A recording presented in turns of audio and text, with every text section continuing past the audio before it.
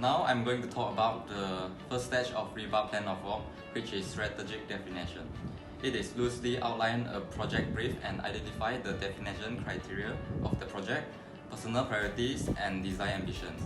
The role of QS in this stage is to calculate and set the project budget. Other than that, QS also establish procedure of the procurement and provide fee proposal of the project. Additionally, I would like to explain stage 1 of RIBA plan of work, also known as preparation and brief. First and foremost, the project objective is to develop further detailed cost plan alongside with the client. This can give a brief and detailed cost listing to the client with the purpose to learn more about their project.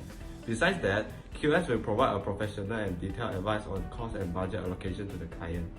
Furthermore, preparation of handover strategy and risk assessment will be conducted side by side with the other team members. So stage 2 in the RIBA plan of work is all about concept design. The roles of a QS in concept design, that is stage 2, is to prepare a very conceptual design that includes outlining proposals for design and building structures. So a QS is supposed to outline and prepare all proposals that are at his disposal.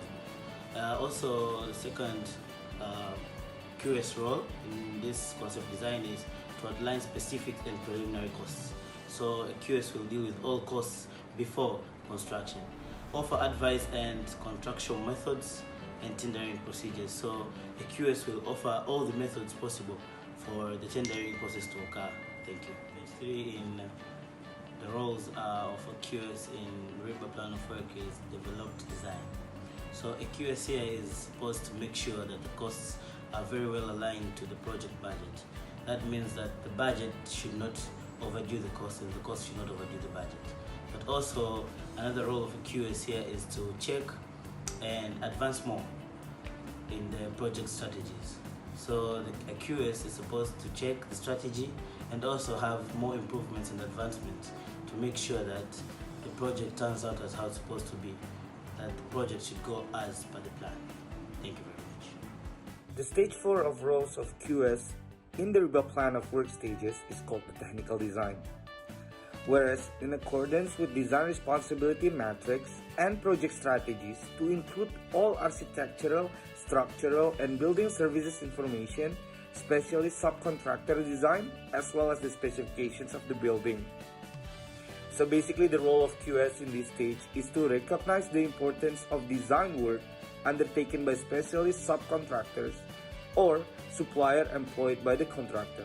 In other words, the aspects of design must be completed on this stage, apart from minor queries that might arise from the site during the construction stage. The stage 5 of roles of CPM in the RIBA plan of work stages is called the construction. It is to make sure that the off-site manufacturing and on-site construction are in accordance with the construction program. It is also to resolve the problem that might arise from the site. In other words, the role of construction project manager in this stage is to have a regular site inspection and review of the progress of the site. In the stage 6 of the RIBA plan of work, the quantity surveyor is basically responsible to hand over construction and close it out.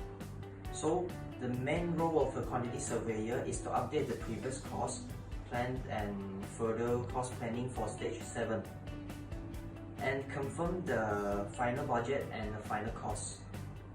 Other than that, the quantity surveyor should also conclude the contract administration of the building contract and fine-tuning the building service costs likely to occur in the stage 7, which is stage in use. 7 of RIBA are carrying post-occupancy evaluation and property performance reporting, trending and setting budget for facility management, doing cost benchmarking for future use, life cycle costing, profitability and sinking fund assessment, information management and cost data in BIM software, costing for architectural modification and post-construction defect analysis, monitoring of monthly maintenance cost, doing material performance register and material reporting, tenancy costing and rental agreements, doing green building and sustainability rating assessment, issuance of performance certificate after DLP period, maintenance schedule and costing, advice on salvage values of scrap material.